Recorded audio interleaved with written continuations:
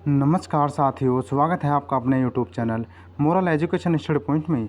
आज हम आपके लिए अनुच्छेदों से एक महत्वपूर्ण वीडियो लेकर आए हैं, जो आपको इससे पहले हमने अनुच्छेद 1 से अनुच्छेद 51A तक करा दिए गए हैं, और इस वीडियो के माध्यम से हम आपको अनुच्छेद 52 से अनुच्छेद 151 तक कराएंगे। साथियों, यह वीडियो आपके सभी सरकारी परीक्षाओं के लिए महत्वपूर्ण है। इसे वीडियो को ज़्यादा से ज़्यादा शेयर करें, और जिस किसी ने चैनल को सब्सक्राइब नहीं किया है, चैनल को सब्सक्राइब करें। उम्मीद करते हैं साथियों यह वीडियो बहुत शानदार होगी, और वीडियो में अंत तक जरूर बने रहें। तो साथियों, जानते हैं अनुच्छेदों के बारे में। भाग 5 जो कि संघ सरकार से है, इसमें अनुच्छेद 52 से अनुच्छेद 151 तक है। अनुच्छेद 52 में जो कि राष्ट्रपति, भारत के राष्ट्रपति का उल्लेख है, जिसमें भारत का एक राष्ट्रपति होगा। अगला अनुच्छेद है अनुच्छेद 53, जिसमें संघ की कार्यपालिका संबंधित शक्ति राष्ट्रपति में निहित होंगी। संघ की कार्यपालिका जो कि राष्ट्रपति में निहित होती हैं। अगला अनुच्छेद है अनुच्छेद 54, जिसमें राष्ट्रपति के निर्वाचन मंडल से संबंधित है। अनुच्छेद 54 जो कि राष्ट्रपति के चुनाव से है, जिसमें राष्ट्रपति के चुनाव का वर्णन है कि राष्ट्रपति का चुनाव किस प्रकार होगा। अगला अनुच्छेद है अनुच्छेद 55, जिसमें राष्ट्रपति के निर्वाचन संबंधित पद्धति हैं। अनुच्छेद 55 में राष्ट्रपति के निर्वाचन संबंधित पद्धति है कि राष्ट्रपति का निर्वाचन या ढंग क्या होगा, या तरीका, राष्ट्रपति के निर्वाचन का तरीका क्या है। अगला अनुच्छेद है अनुच्छेद 56, जिसमें राष्ट्रपति के कार्यकाल का उल्लेख है। भारत का राष्ट्रपति का कार्यकाल और इस्तीफे के बारे में वर्णन है। अगला अनुच्छेद है अनुच्छेद 57, जिसमें राष्ट्रपति के पुनर्निर्वाचन की पात्रता के बारे में वर्णन है कि राष्ट्रपति का पुनर्निर्वाचन भी किया जा सकता है। साथियों, पहले पुनर्निर्वाचित राष्ट्रपति डॉक्टर राजेंद्र प्रसाद थे। अगला अनुच्छेद है अनुच्छेद 58, जिसमें राष्ट्रपति बनने के लिए योग्यताओं से है कि राष्ट्रपति की अर्हताएँ क्या होंगी। राष्ट्रपति जो कि भारत का एक नागरिक होगा और लाभ के पद पर न हो, तथा साथियों उसकी उम्र 35 वर्ष हो और MP ऑफ लोकसभा की योग्यता रखता हो। अगला अनुच्छेद है अनुच्छेद 59, जिसमें राष्ट्रपति पद के लिए शर्तों से है कि राष्ट्रपति पद के लिए क्या क्या शर्तें होंगी, जिसमें MP और लोकसभा और राज्यसभा की योग्यता रखता हो और MLA MLC की योग्यता रखता हो, लेकिन MP ऑफ लोकसभा और राज्यसभा नहीं होनी चाहिए और MLA MLC नहीं होना चाहिए। अगला अनुच्छेद है अनुच्छेद 60, जो कि राष्ट्रपति द्वारा शपथ का उल्लेख से है, और कई बार परीक्षा में इससे प्रश्न पूछा गया है कि राष्ट्रपति द्वारा शपथ किस अनुच्छेद के द्वारा है। इसका सही आंसर है अनुच्छेद 60 में, जो कि राष्ट्रपति को शपथ से है। अगला अनुच्छेद है अनुच्छेद 61। अनुच्छेद 61 में राष्ट्रपति पर महाभियोग के संबंधित प्रावधान से है। राष्ट्रपति पर महाभियोग जो कि अनुच्छेद 61 के तहत लगाया जाता है। अगला अनुच्छेद है अनुच्छेद 62, जो कि राष्ट्रपति पद की रिक्तियों को भरने के लिए निर्वाचन का समय और आकस्मिक रिक्ति को भरने वाले व्यक्ति का कार्यकाल निर्धारित किया है। अनुच्छेद 62 जो कि राष्ट्रपति चुनाव की प्रक्रिया से है, जिसमें राष्ट्रपति पद की रिक्तियों को भरने के लिए निर्वाचन का समय और आकस्मिक रिक्तियों को भरने वाले व्यक्ति का कार्यकाल निर्धारित किया जाता है, जिसमें 6 महीने होता है। राष्ट्रपति का जो पद होता है उसे 6 महीने के अंदर भर देना चाहिए, या चुनाव 6 महीने के अंदर हो जाना चाहिए। अगला अनुच्छेद है अनुच्छेद 63, जो कि उपराष्ट्रपति पद के उल्लेख से है। अनुच्छेद 63 में जो कि राष्ट्रपति पद से है। अगला अनुच्छेद है अनुच्छेद 64, जिसमें भारत का उपराष्ट्रपति राज्यसभा का पदेन सभापति होगा। भारत का उपराष्ट्रपति राज्यसभा का पदेन सभापति होगा, जो कि अनुच्छेद 64 में है। अगला अनुच्छेद है अनुच्छेद 65, जिसमें आकस्मिक स्थितियों में राष्ट्रपति नहीं होने की स्थिति में उपराष्ट्रपति राष्ट्रपति के तौर पर कार्य करेगा। अनुच्छेद 65 में है कि जब आकस्मिक स्थिति में भारत का राष्ट्रपति नहीं होगा तो उपराष्ट्रपति राष्ट्रपति का पदभार संभालेगा।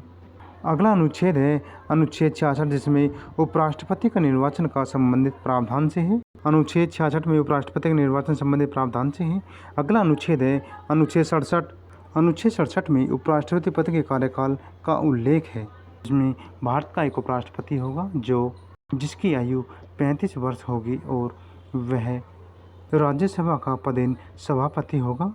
अगला अनुच्छेद है अनुच्छेद 68 जो कि उपराष्ट्रपति पद की रिक्तियों को भरने के लिए निर्वाचन का समय और आकस्मिक रिक्तियों को भरने के लिए व्यक्ति का कार्यकाल निर्धारित किया जाएगा, जिसमें 6 महीने के अंदर ही उपराष्ट्रपति का पद भर दिया जाएगा। अनुच्छेद 69 जिसमें उपराष्ट्रपति पद की शपथ का उल्लेख है। अनुच्छेद 69 में उपराष्ट्रपति को शपथ दिलाई जाती है। और अनुच्छेद 70 में जिसमें अन्य किसी आकस्मिकता की उपराष्ट्रपति के कर्तव्य का निर्वहन से है कि अनुच्छेद 70 में अन्य किसी आकस्मिकता में राष्ट्रपति के कर्तव्य का निर्वहन से है। अनुच्छेद 71 जिसमें राष्ट्रपति और उपराष्ट्रपति के निर्वाचन संबंधित विषय से है। अनुच्छेद 71 के तहत कि राष्ट्रपति व उपराष्ट्रपति के निर्वाचन विवादित मामले में सुप्रीम कोर्ट निर्णय देगा। अनुच्छेद 72 जिसमें राष्ट्रपति द्वारा क्षमादान की शक्ति है। अनुच्छेद 72 जो कि राष्ट्रपति की क्षमादान शक्तियों से है। राष्ट्रपति चाहे तो किसी की भी फांसी को रुकवा सकता है और उसे क्षमादान दे सकता है। अगला अनुच्छेद है अनुच्छेद 73 जिसमें संघ की कार्यपालिका शक्ति के विस्तार का उल्लेख है। साथियों, अनुच्छेद 73 से भी कई बार परीक्षा में प्रश्न पूछा जा चुका है कि संघ की कार्यपालिका शक्ति का विस्तार किस अनुच्छेद में है। इसका उत्तर था अनुच्छेद 73 जिसमें संघ की कार्यपालिका शक्ति के विस्तार का उल्लेख है। अगला अनुच्छेद है अनुच्छेद 74 जिसमें राष्ट्रपति को सलाह देने के लिए मंत्रिपरिषद का उल्लेख है कि राष्ट्रपति को सलाह मंत्रिपरिषद दे सकती है। अगला अनुच्छेद है अनुच्छेद 75 जिसमें मंत्रियों से संबंधित अन्य उपबंध हैं। अनुच्छेद 75 जो कि मंत्रियों से संबंधित अन्य उपबंध से हैं। अनुच्छेद 76 जिसमें भारत की महान्यायवादी का उल्लेख है। अनुच्छेद 76 में जो कि भारत का एक न्यायवादी होगा। अगला अनुच्छेद है अनुच्छेद 77 जिसमें भारत सरकार के कार्यों का संचालन संबंधित उल्लेख है, जिसमें भारत सरकार जो कार्य संचालन संबंधित उल्लेख का वर्णन इसी अनुच्छेद 77 में है। अगला अनुच्छेद है अनुच्छेद 78 जिसमें राष्ट्रपति को जानकारी देने के लिए प्रधानमंत्री के कर्तव्य का उल्लेख है। अनुच्छेद 78 के तहत इसमें प्रधानमंत्री राष्ट्रपति को कर्तव्य के बारे में परामर्श दे सकता है। अगला अनुच्छेद है अनुच्छेद 79 जिसमें संसद के गठन का उल्लेख है। अनुच्छेद 79 में जो कि संसद के गठन का उल्लेख है। अनुच्छेद 80 जिसमें राज्यसभा का उल्लेख है। अनुच्छेद 81 जो कि लोकसभा का उल्लेख है। अनुच्छेद 79 जिसमें संसद के गठन का उल्लेख है, जिसमें राज्यसभा और लोकसभा का गठन का उल्लेख किया गया है। और अनुच्छेद 80 में राज्यसभा का उल्लेख किया गया है और अनुच्छेद 81 में लोकसभा का उल्लेख किया गया है। अगला अनुच्छेद है अनुच्छेद 82 जिसमें प्रत्येक जनगणना के बाद सीटों का पुनः समायोजन किया जाएगा कि जनगणना के बाद सीटों का पुनः समायोजन किया जाएगा कि क्षेत्र में कितनी सीटों का पुनः समायोजन किया जाए। अगला अनुच्छेद है अनुच्छेद 83 जिसमें संसद के सदन की अवधि का उल्लेख किया गया है। और कई बार इससे भी प्रश्न पूछे जा चुके हैं कि संसद के सदन की अवधि का उल्लेख किस अनुच्छेद में है। इसका उत्तर था अनुच्छेद 83 में जो कि संसद के सदन की अवधि का उल्लेख किया गया है। अगला अनुच्छेद है अनुच्छेद 84 जिसमें सदन की सदस्यता के लिए योग्यताओं से है। अनुच्छेद 84 जिसमें सदन की सदस्यता की योग्यताओं से है, जिसमें भारत का एक नागरिक हो, उसकी उम्र 25 साल से या 30 साल से, लोकसभा में 25 साल और राज्यसभा में 30 साल होनी चाहिए। अगला अनुच्छेद है अनुच्छेद 85 जिसमें संसद के शस्त्र से इसका वर्णन है। अनुच्छेद 85 जिसमें संसद के शस्त्र सत्रावसान और विघटन संबंधित उल्लेख किया गया है कि संसद का सत्र किस समय चलेगा और सत्रावसान और विघटन संबंधित उल्लेख का वर्णन किया गया है। अगला अनुच्छेद है अनुच्छेद 86 जिसमें राष्ट्रपति का सदन में अभिभाषण और संदेश भेजने का अधिकार है। अनुच्छेद 86 के तहत ही राष्ट्रपति का संसद में अभिभाषण और संदेश भेजने का अधिकार है। अगला अनुच्छेद है अनुच्छेद 87 जिसमें राष्ट्रपति का विशेष अभिभाषण से है। अनुच्छेद 87 जो कि राष्ट्रपति के विशेष अभिभाषण से है।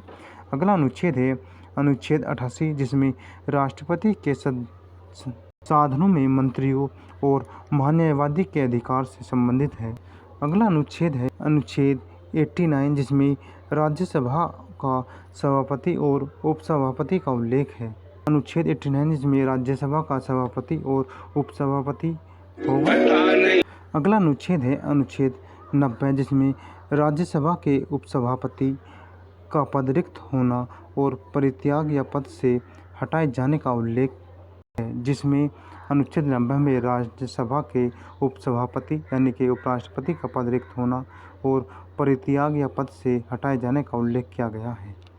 अगला अनुच्छेद है अनुच्छेद 91, जिसमें सभापति के रूप में कार्य करने तथा कर्तव्य का पालन करने के लिए उपसभापति या अन्य व्यक्ति की शक्ति का उल्लेख किया गया है। अनुच्छेद 91 जिसमें सभापति के रूप में कार्य करने तथा कर्तव्य का पालन करने की उपसभापति या अन्य व्यक्ति की शक्ति का उल्लेख किया गया है। अगला अनुच्छेद है अनुच्छेद 92, जिसमें सभापति और उपसभापति को हटाने की संकल्पना विचाराधीन हो तथा तब वह पीठासीन अधिकारी नहीं होंगे। अनुच्छेद 92 में जब सभापति और उपसभापति को हटाने का संकल्प विचाराधीन हो तो तब वह पीठासीन अधिकारी नहीं होंगे, कि अनुच्छेद 92 में ही। अगला अनुच्छेद है अनुच्छेद 93, जिसमें लोकसभा के अध्यक्ष और उपाध्यक्ष का उल्लेख है। अनुच्छेद 93 में लोकसभा के अध्यक्ष और उपाध्यक्ष का उल्लेख है। और अनुच्छेद 94 जिसमें अध्यक्ष और उपाध्यक्ष का रिक्त पद होना और पद त्याग या पद से हटाया जाना का वर्णन अनुच्छेद 94 में है। अनुच्छेद 95 जिसमें अध्यक्ष के रूप में कार्य करने तथा कर्तव्यों को पालन करने के लिए उपाध्यक्ष की शक्तियों का उल्लेख किया गया है। उपाध्यक्ष की शक्तियों का उल्लेख जो कि अनुच्छेद 95 में किया गया है, जिसमें अध्यक्ष के रूप में कार्य करने तथा कर्तव्यों को पालन करने के लिए किया गया है। अनुच्छेद 96 जिसमें जब अध्यक्ष व उपाध्यक्ष को हटाने का संकल्प विचाराधीन हो तब वह पीठासीन अधिकारी नहीं होंगे। अनुच्छेद 97 जिसमें राज्यसभा के सभापति और उपसभापति तथा लोकसभा अध्यक्ष और उपाध्यक्ष का वेतन और भत्ते से है। अगला अनुच्छेद है अनुच्छेद 98, जिसमें संसद के सचिवालय का उल्लेख किया गया है। संसद का सचिवालय जो कि अनुच्छेद 98 में। अगला अनुच्छेद है अनुच्छेद 99, जिसमें संसद सदस्यों द्वारा शपथ का उल्लेख किया गया है कि अनुच्छेद 99 में संसद सदस्यों को शपथ दिलाई जाएगी। अगला अनुच्छेद है अनुच्छेद 100, जिसमें संसद सदनों में मतदान रिक्त होते हुए अनुच्छेद 100 जिसमें संसद सदनों में मतदान रिक्तियों के होते हुए भी सदन की कार्य करने की शक्ति और गुण पूर्ति से है। अगला अनुच्छेद है अनुच्छेद 101, जिसमें संसद के स्थानों पर रिक्त। अनुच्छेद 102 जिसमें संसद सदस्यों के लिए योग्यताओं से है। अगला अनुच्छेद है अनुच्छेद 105, जिसमें संसद के सदन की तथा उनके सदस्यों के लिए समितियों की शक्तियाँ और विशेषाधिकारों से है। अनुच्छेद 105 में संसद के सदन की तथा उनके सदस्यों की समितियों की शक्तियाँ और विशेषाधिकारों का प्रावधान किया गया है। अगला अनुच्छेद है अनुच्छेद 106, जिसमें सदस्यों के वेतन और भत्तों से है। साथियों, जिस किसी ने चैनल को सब्सक्राइब नहीं किया है, चैनल को सब्सक्राइब करें, वीडियो को ज़्यादा से ज़्यादा शेयर करें। अगला अनुच्छेद है अनुच्छेद 108, जिसमें कुछ दशकों में दोनों सदनों की संयुक्त बैठक से है। अनुच्छेद 108 में राज्यसभा लोकसभा की कुछ दशकों में संयुक्त बैठक से प्रावधान है। अगला अनुच्छेद है अनुच्छेद 109, जिसमें धन विधेयक के संबंध में विशेष प्रक्रिया की गई है। अनुच्छेद 109 में धन विधेयक से संबंधित विशेष प्रक्रिया है। और अनुच्छेद 110 में जिसमें धन विधेयक की परिभाषा है। अनुच्छेद 110 जिसमें धन विधेयक की परिभाषा है। अगला अनुच्छेद है अनुच्छेद 111 जिसमें विधेयकों पर अनुमति से है। अनुच्छेद 111 विधेयकों पर अनुमति से है। अगला अनुच्छेद है अनुच्छेद 112 में वार्षिक वित्तीय विवरण का उल्लेख है, यानी कि अनुच्छेद 112 में बजट का उल्लेख किया गया है। अनुच्छेद 113 जिसमें संसद की में प्रकलन के संबंध प्रक्रिया से है। अगला अनुच्छेद है अनुच्छेद 114, जिसमें विनियोग विधेयक है। और अगला अनुच्छेद है अनुच्छेद 120, जिसमें संसद में प्रयोग किए जाने वाली भाषा से है। अनुच्छेद 120 में संसद में प्रयोग की जाने वाली भाषा जो कि कौन कौन सी भाषा का प्रयोग संसद में किया जा सकता है। अगला अनुच्छेद है अनुच्छेद 122 जिसमें न्यायालयों द्वारा संसद के कार्रवाई की जांच ने किया जाना। अगला अनुच्छेद है अनुच्छेद 123। अनुच्छेद 123 में राष्ट्रपति के अध्यादेश जारी करने की शक्ति से है। अनुच्छेद 123 में जो कि राष्ट्रपति के अध्यादेश शक्ति जारी करने से। अगला अनुच्छेद है अनुच्छेद 124 जिसमें सर्वोच्च न्यायालय की स्थापना और गठन का उल्लेख किया गया है। अनुच्छेद 124 में सर्वोच्च न्यायालय की स्थापना और गठन का उल्लेख किया गया है। अगला अनुच्छेद है अनुच्छेद 125 जिसमें न्यायाधीशों के वेतन संबंधित प्रावधान से है। अनुच्छेद 125 में न्यायाधीशों के वेतन संबंधित प्रावधान से है। अगला अनुच्छेद है अनुच्छेद 126 जिसमें कार्यकारी मुख्य न्यायमूर्ति की नियुक्ति से है। अगला अनुच्छेद है अनुच्छेद 127 में तदर्थ न्यायमूर्ति की नियुक्ति के प्रावधान है। अनुच्छेद 127 जिसमें तदर्थ न्यायमूर्ति की नियुक्ति का प्रावधान है। अगला अनुच्छेद है अनुच्छेद 128 जिसमें उच्चतम की बैठक में सेनावर्ती न्यायाधीशों की उपस्थिति। अनुच्छेद 128 में उच्चतम न्यायालय की बैठक में सेनावर्ती न्यायाधीशों की उपस्थिति के प्रावधान से है। अगला अनुच्छेद है अनुच्छेद 129 जो कि उच्चतम न्यायालय और अभिलेख न्यायालय के रूप में होने का प्रावधान है। अनुच्छेद 129 जो कि उच्चतम न्यायालय और अभिलेख न्यायालय में रूप से होने वाले प्रावधान से है। अगला अनुच्छेद है अनुच्छेद 130 जिसमें उच्चतम न्यायालय की आरंभिक अधिकारिता से है। अनुच्छेद 130 जो कि उच्चतम न्यायालय के आरंभिक अधिकारिता से। अगला अनुच्छेद है अनुच्छेद 137 जिसमें निर्णय एवं आदेशों का उच्चतम न्यायालय द्वारा पुनर्विलोकन से है। अगला अनुच्छेद है अनुच्छेद 143 में उच्चतम न्यायालय से परामर्श करने की शक्ति राष्ट्रपति को है। 143 में जो कि राष्ट्रपति सुप्रीम कोर्ट से परामर्श ले सकता है। अगला अनुच्छेद है अनुच्छेद 144 जिसमें सिविल एवं न्यायिक पदाधिकारियों द्वारा उच्चतम न्यायालय की सहायता में कार्य किया जाने से है। अनुच्छेद 44 जो कि सिविल एवं न्यायिक पदाधिकारियों द्वारा उच्चतम न्यायालय की सहायता में कार्य किया जाने से है। अगला अनुच्छेद है अनुच्छेद 148 जो कि भारत के नियंत्रक एवं महालेखा परीक्षा यूनिट CGA का उल्लेख किया गया है। CGA का उल्लेख जो कि अनुच्छेद 148 में किया गया है और इससे भी कई बार परीक्षा में प्रश्न पूछा जा चुका है। अगला अनुच्छेद है अनुच्छेद 149 जिसमें नियंत्रक महालेखा परीक्षक के कर्तव्य का शक्ति का उल्लेख किया गया है। अनुच्छेद 149 में जो कि नियंत्रक महालेखा परीक्षक के कर्तव्य को और शक्ति का उल्लेख किया गया है। अगला अनुच्छेद है अनुच्छेद 150 जिसमें संघ और राज्य के लेखाओं का प्रारूप है। अनुच्छेद 150 में संघ और राज्य के लेखाओं का प्रारूप है। वीडियो का अंतिम अनुच्छेद है अनुच्छेद 152 जो कि संपरीक्षा प्रतिवेदन से है। अनुच्छेद 151 जो कि संपरीक्षा प्रतिवेदन से है। तो साथियों ये थे आज इतने ही अनुच्छेद जो अगली वीडियो में हम आपको और महत्वपूर्ण अनुच्छेद कराएंगे। साथियों इससे पहले हमने आपको अनुच्छेद 1 से अनुच्छेद 51A तक करा दी गई है और इस वीडियो में हमने अनुच्छेद 52 से अनुच्छेद 151 तक करा दी गई हैं। साथियों ऐसी वीडियो पाने के लिए चैनल को सब्सक्राइब करें, वीडियो को ज़्यादा से ज़्यादा शेयर करें। उम्मीद करते हैं साथियों वीडियो बहुत शानदार रही होगी। साथियों हमारे इस चैनल पर अन्य विषय के MCQ सीरीज MCQ भी पड़े हैं जो आपके सभी सरकारी परीक्षाओं के लिए महत्वपूर्ण हैं। तो साथियों उन वीडियो को भी ज़रूर देख लें जो आपके अन्य परीक्षाओं के लिए भी महत्वपूर्ण हैं, जो आपके आने वाली परीक्षा यूपी पुलिस और दिल्ली पुलिस के लिए भी उनसे प्रश्न देखने को मिल सकते हैं। तो साथियों वीडियो को ज़्यादा से ज़्यादा शेयर करें और जिस किसी ने चैनल को सब्सक्राइब नहीं किया चैनल को सब्सक्राइब करें। उम्मीद करते हैं साथियों वीडियो शानदार रही होगी। तो साथियों ये थे आज के महत्वपूर्ण अनुच्छेद और अगली वीडियो में और भी अनुच्छेद हम आपको कराएंगे। तो जय हिंद साथियों।